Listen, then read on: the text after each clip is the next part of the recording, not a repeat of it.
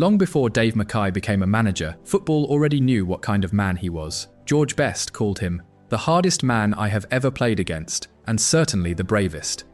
Jimmy Greaves described him as the most complete professional footballer I have ever known, but respect as a player guaranteed nothing in management, especially at Derby County. Mackay inherited a gifted team, still living in the shadow of Brian Clough. The expectations were enormous, and inside the dressing room, his arrival wasn't immediately welcomed. Roy McFarland later admitted the players initially struggled to accept him. Mackay could have responded by changing everything. Instead, he recognized something important. This wasn't a broken team. It needed judgment, not revolution. And that became one of Mackay's greatest strengths. He understood footballers, their ability, their temperament, their character. And when he identified the right man, he moved quickly. Mackay later explained, "As soon as I knew anybody was up who I wanted, I phoned them straight away. Don't delay." That philosophy would shape his finest work in the transfer market. Some deals required courage, others required patience, and a few looked far better afterwards than they did on the day they were made, because beneath Mackay's famous hard man reputation was something equally important: a sharp eye for the kind of footballer he could trust. And if you still remember when managers built teams on judgment rather than hype, subscribe. This is football worth remembering. Because now we come to the men Mackay believed were worth signing. Dave Mackay didn't build his Derby recruitment around famous names alone. Sometimes, he wanted something more valuable, a player he already trusted. Rod Thomas was exactly that. Mackay knew the Welsh international from their time together at Swindon Town. He had already seen Thomas at close range. His pace, his versatility, his reliability, and above all, his character. So when Mackay brought Thomas to Derby in late 1973, this wasn't a blind gamble. Mackay knew exactly what he was buying. Derby County records the fee at £80,000, although historical accounts differ on the precise figure. Thomas wasn't signed to become the biggest star at the baseball ground. He was signed to strengthen a side already packed with quality. And Mackay's judgment paid off. Thomas made 22 league appearances during Derby's 1974-75 campaign. By the end of it, Derby were champions of England. He eventually made 118 appearances for the club and appeared on some memorable nights. But perhaps the strongest verdict came from inside that Derby dressing room. Roy McFarland later looked back on Mackay's recruitment and included Thomas among what he called great signings. That matters. McFarland had lived through that era. He knew what Thomas contributed, and he knew what Mackay had seen in him. Thomas was never the glamorous purchase. He wasn't the record-breaking deal. But Mackay wasn't collecting headlines. He was building a team capable of winning. And Thomas gave him exactly what he had expected: a dependable international, a familiar character, and a player he could trust. The men who shared that Derby dressing room remembered him as something more meaningful, one of Mackay's great ones. With Bruce Rioch, Dave Mackay made one of the biggest signings of his Derby reign to that point. Rioch arrived from Aston Villa in February 1974 for £200,000. Serious money, but Mackay had a clear plan. He wanted Rioch attacking from midfield, and he wanted goals. Even before the transfer was completed, Rioch discovered Mackay's competitive nature. While waiting for his medical, Mackay challenged him to squash. Rioch recalled Mackay promising to double his wages if he could beat him over 3 sets. Rioch gave everything. Mackay still won 2-1. By the time Rioch reached his medical, he remembered being around 9 pounds lighter. But the real test came on the pitch. Mackay gave Rioch freedom to attack. Rioch responded with 15 league goals during Derby's 1974-75 championship season. No Derby player scored more in the league that year. And Rioch later gave perhaps the best explanation for why the partnership worked. Dave's enthusiasm was immense. He made me feel 10 feet tall. Then came an even more revealing admission: I wanted to play for him. That was Mackay's influence. He didn't simply spend £200,000 on a talented midfielder, he got the very best out of him. Rioch arrived as one of Mackay's biggest signings. He became one of his finest. Dave Mackay's next major signing carried genuine risk. Francis Lee was already 30. He had won major honours with Manchester City and established himself as one of England's leading forwards. But his time at City was over. Mackay believed there was still more to come, and Lee arrived at Derby with something powerful, a point to prove. He responded with 12 league goals in his first season. By the end of that campaign, Derby were champions of England. Roy McFarland later remembered Lee as one of Mackay's great signings.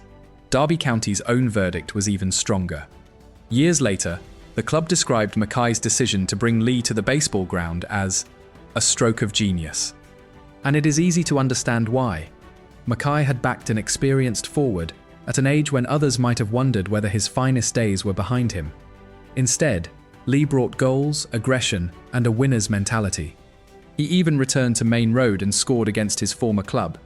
This was Mackay at his sharpest. He didn't judge Lee by his age. He judged what the player could still give him. And Mackay's veteran gamble had become one of the finest signings of his managerial career. Charlie George wasn't a safe signing. He was brilliant, rebellious, and one of English football's biggest personalities. But Dave Mackay believed he could handle him. George later remembered, "I had a phone call out of the blue from Dave Mackay. They met in London, and according to George, within roughly 20 minutes, the deal was done. Mackay had landed a genuine star. But signing Charlie George was one thing. Getting the best from him was another. Mackay managed both. George became Derby's Player of the Year in his first season. Then came the night that made the signing unforgettable. Against Real Madrid at the baseball ground, George produced a magnificent hat-trick. Derby won 4-1. One of England's great rebels had become one of Derby's great entertainers. And Mackay was the manager who had brought him there. George later revealed just how important that relationship became. After Mackay was dismissed, he admitted, "Once he left, I wasn't the same player." That is perhaps the strongest verdict on the transfer. Mackay hadn't simply bought talent. He had found a way to make that talent flourish. George arrived as a bold, potentially difficult gamble. He became Derby's Player of the Year, destroyed Real Madrid on an unforgettable European night, and formed a bond with Mackay that survived long after the manager had gone. Charlie George hadn't merely become a successful signing. He had become one of Dave Mackay's great signings. By the time Dave Mackay turned to Leighton James, this was no sudden interest. Mackay had wanted him for years. James had built his reputation at Burnley as a gifted Welsh international winger. Quick, direct, dangerous with the ball, and Mackay had been watching. When Derby finally secured him from Burnley in November 1975, the deal was worth around £300,000. It made James a club record signing, but the most revealing detail came from Mackay himself. At the time of the transfer, he said, "I have been trying to sign James ever since I became Derby manager 2 years ago." That changes how the deal should be remembered. This wasn't Mackay spending heavily because a fashionable player suddenly became available. This was a target he had refused to forget. James gave Derby pace and attacking quality from wide areas, and although Mackay's own time at the club would end the following year, his judgment survived him. James was later named Derby's Player of the Year for 1976-77. That achievement came after Mackay had left, but it underlined the caliber of player he had pursued so determinedly. Some great signings are opportunistic. Others are gambles. This one was different. Mackay knew who he wanted, waited for his chance, and finally broke Derby's transfer record to get him. Leighton James arrived as Dave Mackay's biggest money signing. He went on to prove why Mackay had wanted him for so long. Dave Mackay's success at Derby needs one important piece of context. He did not build that great side from nothing. He inherited a squad already packed with championship quality, and Mackay was intelligent enough to recognise it. He didn't arrive determined to erase Brian Clough's work. Instead, he strengthened what was already there. That was especially difficult, because his arrival wasn't warmly welcomed. Roy McFarland later admitted that some players initially struggled to accept Mackay, but Mackay gradually won that dressing room over. Then came the recruitment. Not endless changes, carefully chosen ones. He looked for specific qualities: experience, goals, reliability, personality, and when the right footballer appeared, Mackay backed his judgment. The result was the ultimate vindication. Derby became champions of England under him.